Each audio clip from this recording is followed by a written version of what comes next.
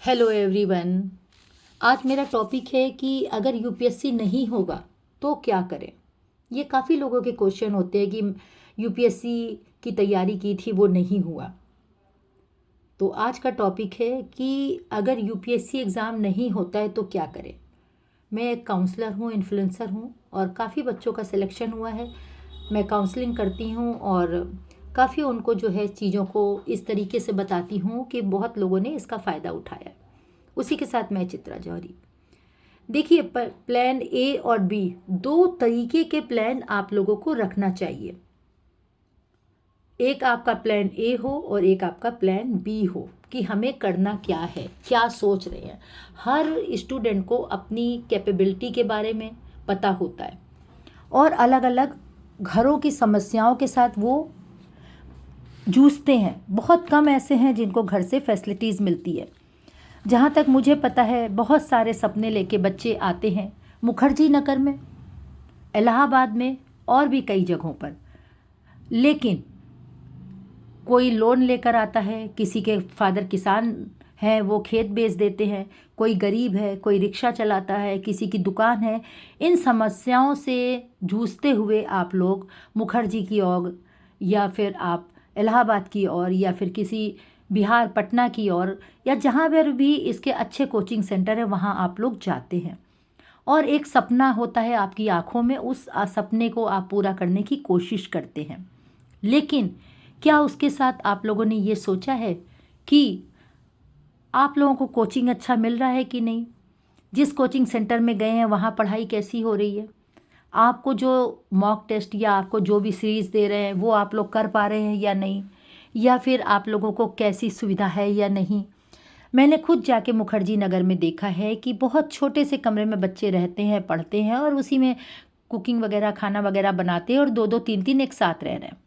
ये सब परेशानियां मैंने भी देखी क्योंकि मैं काउंसलर हूँ, इन्फ्लुएंसर हूँ और बच्चों को हेल्प करती हूँ, जिससे कि मेरे काफ़ी बच्चे अलग अलग एग्ज़ामों में सेलेक्ट हो चुके हैं और कुछ आर्मी में भी गए हैं। तो मेरा कहने का मतलब है कि इनसे आपको हारना नहीं है, ये सब परेशानियां हैं। पर मैंने यूपीएससी के जो बच्चे देखे हैं या यूपीपीसीएस या किसी भी गवर्नमेंट, किसी भी जॉब, बैंक या किसी भी एग्ज़ाम में बच्चों ने बहुत मेहनत की है, उसके बाद वो एक मुकाम पर आए हैं और आज वो अपनी लाइफ जी रहे हैं, बहुत अच्छी लाइफ उनकी चल रही है। अब मेरा टॉपिक ये है कि आप प्लान ए या प्लान बी में जो है आप लोग काम करें। प्लान ए बी क्या होता है? देखिए, प्लान हमें दो रखने हैं, एक ए और एक बी। आपने देखा होगा कि आप किस कैटेगरी में आते हैं, ये तो आपको अपनी एबिलिटी के हिसाब से पता है कि अब सेशन में हम ए और बी का डिस्कशन करने जा रहे हैं। तो अगर आप ये सोच रहे हैं कि आप प्लान ए में निकल सकते हैं तो ठीक है, और अगर आपको लग रहा है कि आप एक ए प्लान में रुक जाएंगे तो आप पार्ट बी प्लान पर आ जाइए और वहाँ पर अपने को सिक्योर करिए कि आप पार्ट बी में निकलने लायक हैं, आप पार्ट बी में निकलेंगे। अगर आपको लग रहा है कि पार्ट ए में निकल सकते हैं तो पार्ट ए में निकलिए। मतलब आपके पास दो ऑप्शन होने चाहिए, पार्ट ए और पार्ट बी। अगर पार्ट ए में आप अपने को नहीं समझ रहे हैं कि मैं निकल पाऊंगा तो आप पार्ट बी में शिफ्ट हो जाइए, पार्ट बी का करिए, ठीक है। अब ये भी कंपटीशन की तैयारी जो है वो स्टेट लेवल की होती है, ये तो आप लोगों को पता है, स्टेट लेवल की होती है पार्टिसिपेट। तो उसमें आप लोग करिए तैयारी, क्योंकि देखिए यूपीएससी का कई बार पक्का नहीं होता है, फिर आप दुखी होते हैं, दुखी होकर आप लोग डिप्रेशन में चले जाते हैं। या काफ़ी बच्चों को मैंने सुना है जब रिजल्ट आता है तो काफ़ी लोगों ने, आप लोगों ने भी सुना होगा, बच्चे सुसाइड कर लेते हैं, बच्चे परेशान हो जाते हैं। तो इसलिए आप अपने पास एक ऑप्शन रखिए पार्ट बी का। पर एक बात याद रखें, हर एग्ज़ाम में कुछ ना कुछ ज़रूर अलग होता है।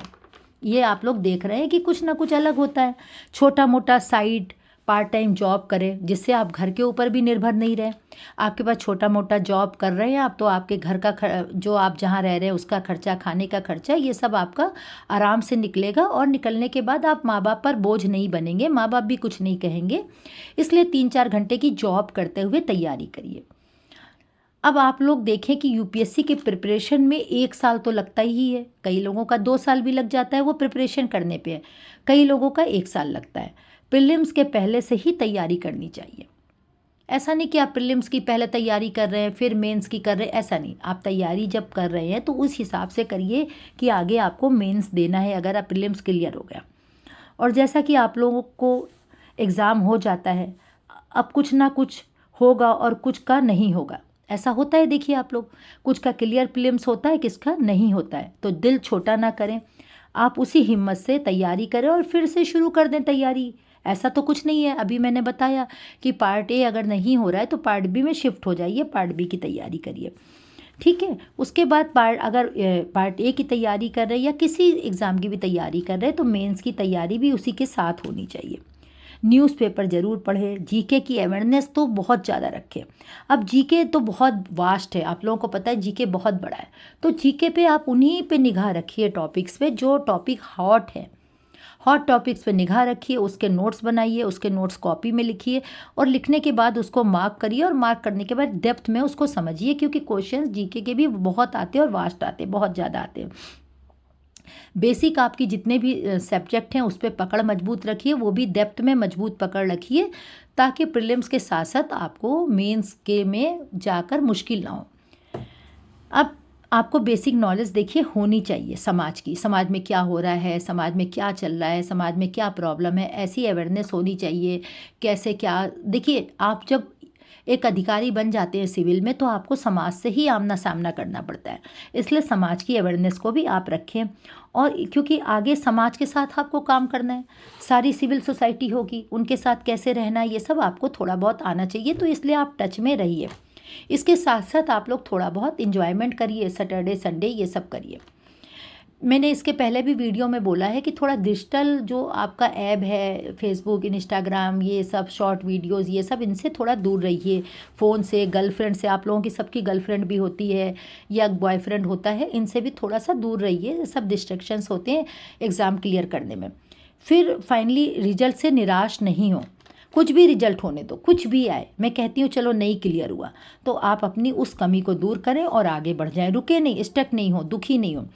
चाहे वो बैंक का एग्ज़ाम हो, रेलवे का एग्ज़ाम हो या कोई भी एग्ज़ाम हो, यूपीएससी हो, स्टेट लेवल हो, कोई भी एग्ज़ाम हो, कुछ भी छोटा सा छोटा हो, पार्ट बी हो, पार्ट डी हो, पार्ट सी हो, ए हो, कुछ भी हो, आप जो हैं रुके नहीं, उसी जोश के साथ नेक्स्ट पे चले जाइए। क्योंकि देखिए जो मेहनत करता है उसको सफलता मिलती है, और जब सफलता मिलती है तो वो 2 मिनट की सफलता नहीं होती है, 6 महीने की सफलता नहीं होती है, उसके लिए हार्ड वर्क करना पड़ेगा।